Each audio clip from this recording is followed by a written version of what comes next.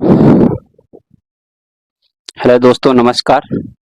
सभी का स्वागत है हमारे यूट्यूब चैनल सेल्फ स्टडी में। हम लोग एक बात करने वाले हैं आज की। आप लोग जो नए स्टूडेंट्स हैं, खासकर जिनका ग्रेजुएशन हो चुका है, जो पोस्ट ग्रेजुएशन कर रहे हैं, उनके संदर्भ में बात करना चाहता हूं कि यूजीसी नेट एग्जामिनेशन के बारे में आप लोग जानते हैं या नहीं जानते। तो मैं आप लोगों को बताना चाहूँगा। जो लोग अभी खासकर ग्रेजुएशन कंप्लीट कर रहे हैं, ग्रेजुएशन के फाइनल ईयर में है, पीजी यानी पोस्ट ग्रेजुएशन करने का किसी विषय से सोच रहे हैं, उनके लिए एक बेहतरीन एग्जामिनेशन होता है जो हायर एजुकेशन में आपको एक टीचर का रोल अदा करने के लिए ये नेट एग्जामिनेशन बनाया गया है। आप प्रोफेसर बन सकते हैं, व्याख्याता बन सकते हैं, रिसर्च कर सकते हैं, पीएचडी कर सकते हैं। तो मैं बताऊंगा इस एग्जामिनेशन का पूरा प्रक्रिया क्या है, इस एग्जामिनेशन का पैटर्न क्या है, कैसे कैसे आप इस एग्जामिनेशन में कौन कौन अपीयर हो सकता है, उसके बारे में हम लोग सबसे पहले बताएंगे। तो हमारा टॉपिक यही है आज कि आप यूजीसी नेट एग्जामिनेशन को समझें। तो सबसे पहले यूजीसी नेट एग्जामिनेशन का मतलब है, यूजीसी मतलब यूनिवर्सिटी ग्रांट कमीशन। ये एक बॉडी है, रेगुलेटरी बॉडी है जो भारत में जो सभी यूनिवर्सिटीज को, कॉलेजेस को रेगुलेट करती है, सुपरवाइज करती है। उसके ही द्वारा जितने भी कॉलेजेस हैं, आप लोग देखते होंगे कोई भी फॉर्म भरते होंगे तो उसमें लिखा होता है यूजीसी मान्यता, यूजीसी द्वारा मान्यता प्राप्त विश्वविद्यालय से आपको डिग्री होना चाहिए। तो यूजीसी वही संस्था है, एक हायर रेगुलेटरी बॉडी है भारत सरकार की, यूनिवर्सिटी ग्रांट कमीशन जिसको बोलते हैं।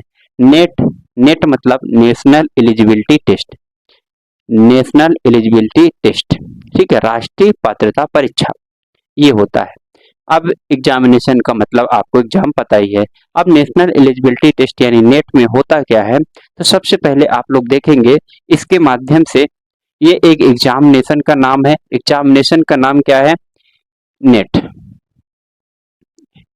यूजीसी नेट, ठीक है। नेट मतलब नेशनल एलिजिबिलिटी टेस्ट। आगे हम लोग आएंगे तो देखेंगे कि इस एग्जामिनेशन को देने के लिए कौन पात्र होता है, इसकी एलिजिबिलिटी क्राइटेरिया क्या होती है, कौन कौन इसमें फॉर्म भर सकते हैं और कौन कौन इसमें अपीयर हो सकते हैं। तो सबसे पहले आपको एक बात बताना चाहता हूं, जो भी पोस्ट ग्रेजुएशन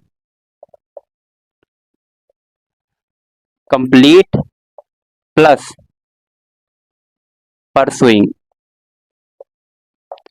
ऐसे कैंडिडेट जो अपना पोस्ट ग्रेजुएशन कर रहे हैं उनका, या फिर पीजी मतलब पोस्ट ग्रेजुएशन जिसको मास्टर डिग्री कहते हैं, एमए, एमएससी, एमफिल, ये सब, ठीक है। तो उनका कंप्लीट अगर हो गया है या फिर चल रहा है, तो वो लोग इस एग्जामिनेशन को देने के लिए एलिजिबल होते हैं, ठीक है। या फिर एक बात और मैं बाद में आगे बताऊंगा, वो लोग भी एग्जामिनेशन को दे सकते हैं कि अगर आप मान लीजिए जिस दिन यूजीसी नेट का एग्जामिनेशन रिजल्ट आता है, रिजल्ट के 2 साल के भीतर आपको क्या करना होता है, आपका अपना पीजी यानी पोस्ट ग्रेजुएशन डिग्री कंप्लीट करके देना होता है।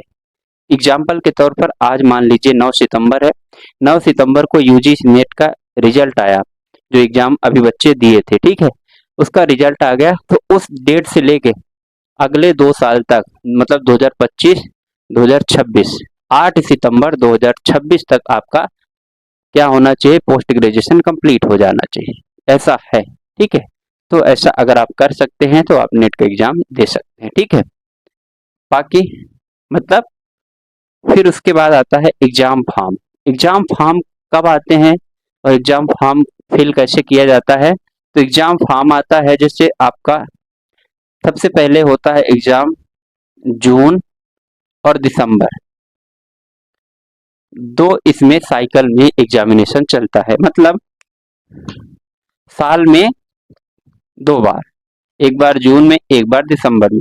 तो जून में जो एग्जाम होगा उसके फॉर्म अप्रैल या फिर मई में फिलअप होते हैं और जून में आपका एग्जामिनेशन। दिसंबर में जो होता है तो उसका फॉर्म अक्टूबर या नवंबर में फिल होता है, ठीक है। आगे पीछे हो सकता है पर पैटर्न यही है, अक्टूबर नवंबर में फिल होता है, दिसंबर में एग्जामिनेशन होता है, ठीक है। अब एग्जाम फॉर्म भरने की एलिजिबिलिटी पोस्ट ग्रेजुएशन होना चाहिए, कंप्लीट या फिर रनिंग। ठीक है, ये हमने बता दिया आपका। अलग अलग सब्जेक्ट से हो सकता है, किसी के MA Hindi, MA geography, MA polity, MA history, ये सब। जिसका साइंस बैकग्राउंड है तो एक वीडियो में बना दूंगा कि यूजीसी नेट नहीं, वो सीएसआईआर नेट कहलाता है। ठीक है, सेम यही चीजें होती है, पैटर्न होता है, बट ये एग्जामिनेशन सीएसआईआर मतलब council of scientific and industrial research द्वारा कराया जाता है, साइंस संस्था द्वारा। ठीक है, जो साइंस वाले सब्जेक्ट होते हैं, साइंस हो गया, मैथमेटिक्स हो गया, इंजीनियरिंग हो गया, और सीएसआईआर नेट होता है। ठीक है, फिर एग्जाम फॉर्म ये भर दिया आपने, जून में एक एग्जाम हो गया, दिसंबर में। ठीक है, फिर एग्जाम पैटर्न की सबसे मुख्य बात यही है, एग्जाम पैटर्न कैसे होता है। एग्जाम पैटर्न मैं बताता हूं कि इसमें आपका 300 मार्क्स का होता है ये पेपर, 3 आवर्स का होता है, 3 घंटे का होता है। इसमें नंबर ऑफ क्वेश्चन आपके 150 होते हैं, 150 क्वेश्चन होते हैं, जिसमें से 50 क्वेश्चन पेपर 1 कहलाता है और 100 क्वेश्चन आपका पेपर 2 कहलाता है। ठीक है, अब पेपर 1 क्या है, पेपर 1 में 10 यूनिट है, इसमें research aptitude, teaching aptitude, reasoning, math, analytical सब कुछ आता है। हम लोग कभी डिस्कस करेंगे पेपर 1 के सिलेबस को।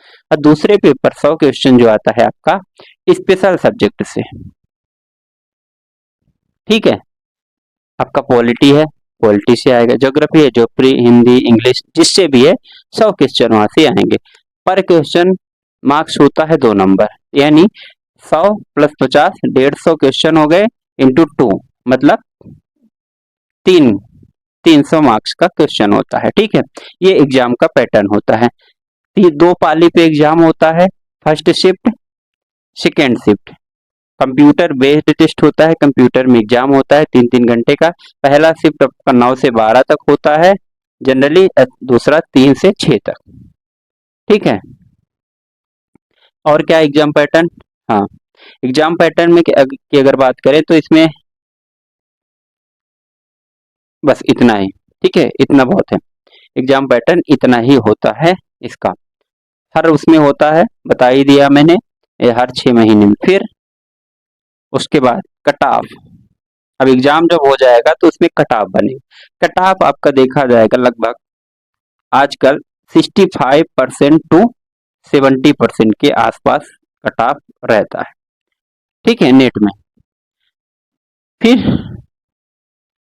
इसमें जो कट ऑफ आपको जैसे एग्जामिनेशन देंगे आप, तो इसमें 65 से 70% आपको मार्क्स लाना पड़ेगा। एग्जाम नेम यूजीसी नेट में हम बात कर लेंगे, तो यूजीसी नेट जो एग्जामिनेशन होता है उसमें और क्या क्या होता है। यूजीसी जब नेट आप एग्जामिनेशन देंगे तो इसमें 3 कैटेगरी होती है। एक तो आप, अभी छोड़िए, अभी मैं आगे बताता हूँ। ठीक है, सर्टिफिकेट की बात करें, आप अगर 65 से 70% यानी लगभग 300 में से 200 के आसपास अगर स्कोर कर पाते हैं तो आपका यूजीसी नेट क्लियर हो जाएगा। ठीक है, वो हर साल अलग अलग डिपेंड करता है। फिर इसमें क्या होता है, जब रिजल्ट आता है उसके बाद इसमें एक सर्टिफिकेट आपको ई सर्टिफिकेट दिया जाता है यूजीसी नेट या एनटीए द्वारा। एनटीए क्या है, एनटीए एजेंसी है जो यूजीसी नेट को एग्जाम कराती है, नेशनल टेस्टिंग एजेंसी। 2018 के पहले ये एग्जामिनेशन सीबीएसई द्वारा कराया जाता था। तो सर्टिफिकेट, ई सर्टिफिकेट आएगा। अब ई सर्टिफिकेट की वैलिडिटी कितना है, इसमें थोड़ा सा मैं बात करता हूं।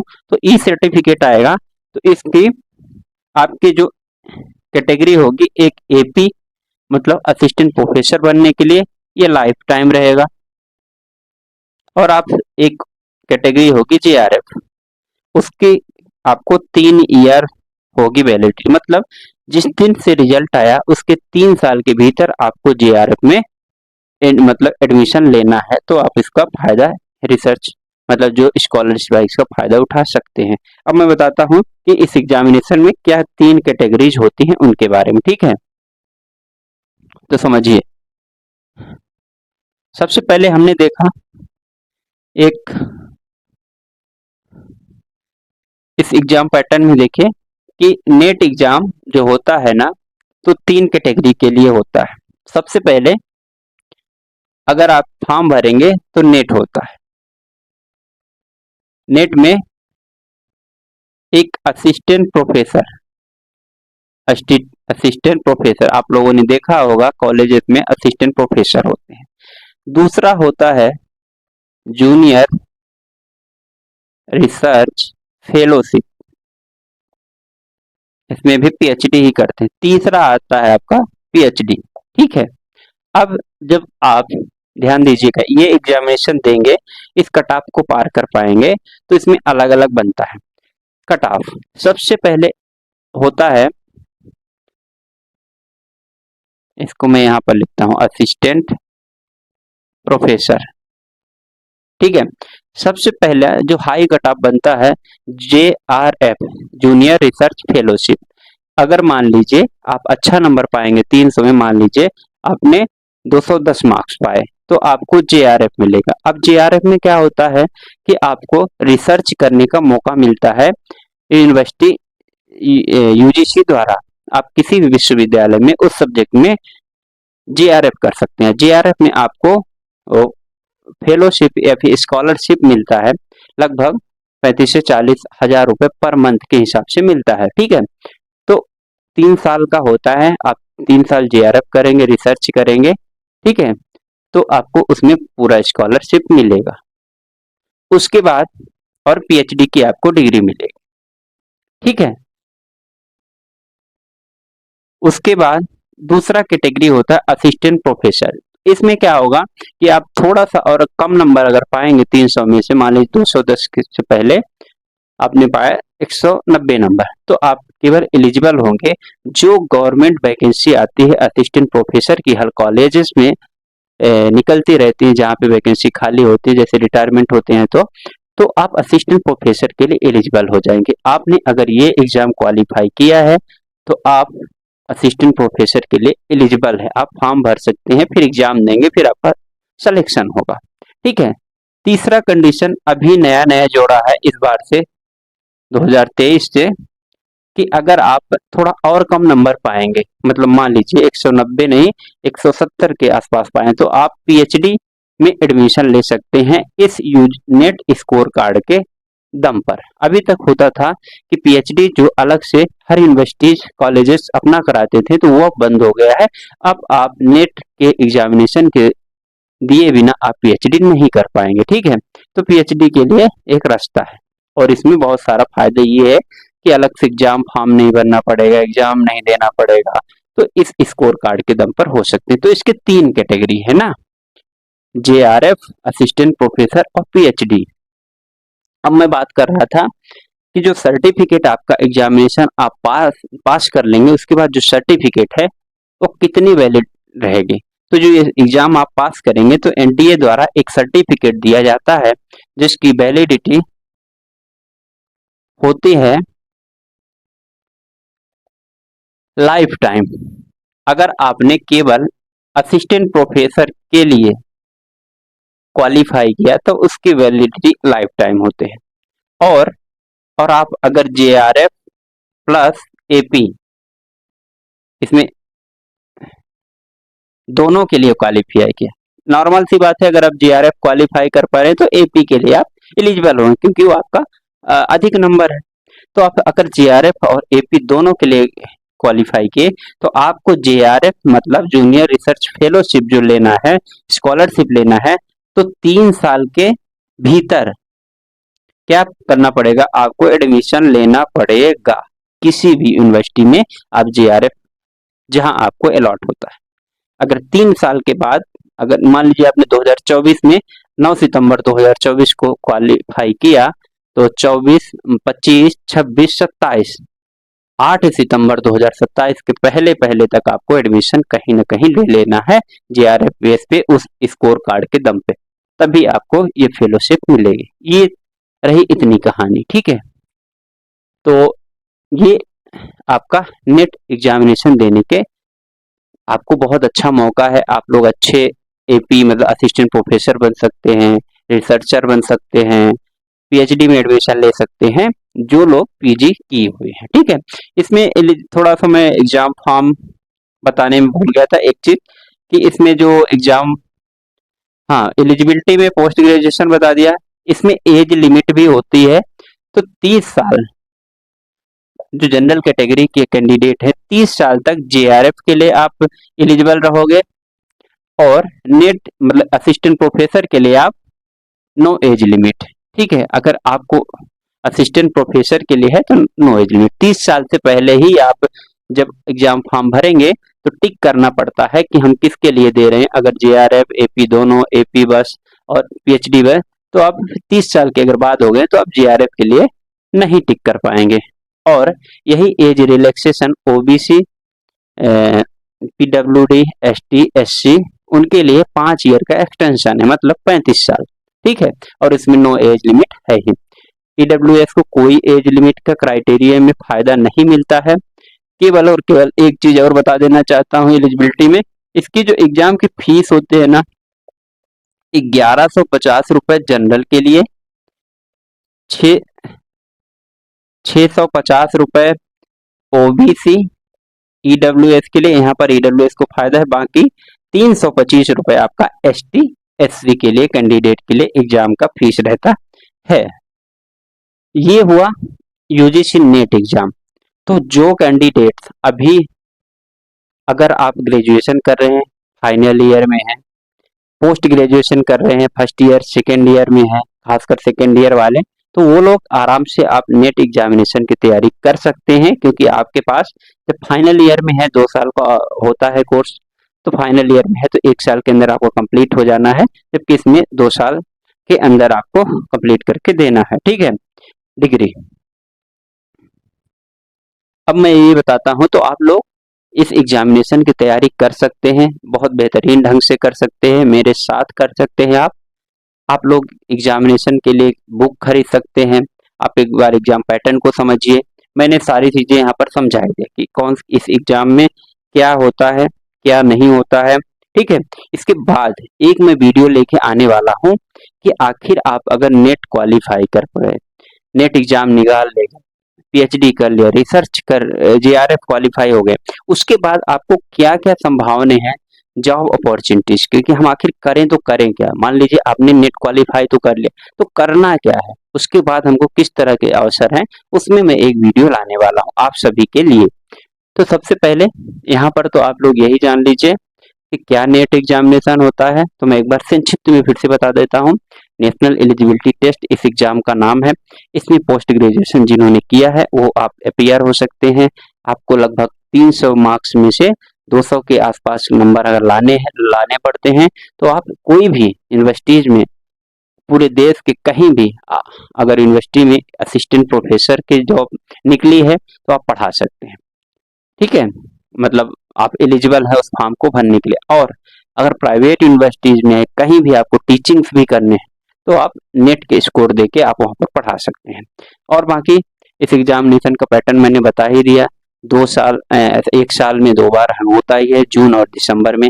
अभी दिसंबर 2024 का आने वाला है, उसमें मैं भी एक वीडियो लाऊंगा, उसमें क्या आपको कैसे प्लान करना है। ठीक है, फिर एग्जामिनेशन पैटर्न हो गया, कट ऑफ क्या होता है, सर्टिफिकेट, ई सर्टिफिकेट मिलता है, और इस सर्टिफिकेट में आपका ये नेट स्कोर लिखा, उसमें एलिजिबिलिटी लिखी होती है कि इस दिन रिजल्ट आया, इस दिन तक ये एलिजिबल है। अगर आपने उसमें ही लिखा रहता है, अगर आप मास्टर डिग्री 2 साल के भीतर करके देंगे तभी ये वैलिड माना जाएगा, नहीं तो ये सर्टिफिकेट का कोई मतलब नहीं। ठीक है, तो ये रहा आपका यूजीसी नेट एग्जामिनेशन के बारे में। और यूजीसी नेट एग्जामिनेशन से रिलेटेड कुछ भी समस्या आए, कुछ भी अगर आपको डाउट लगे, तो आप लोग कमेंट कर सकते हैं। सबसे अच्छा मौका जो हायर स्टडीज में टीचिंग का शौक रखते हैं, पढ़ाने का शौक रखते हैं, प्रोफेसर बनने का, उनके लिए ये एग्जामिनेशन है।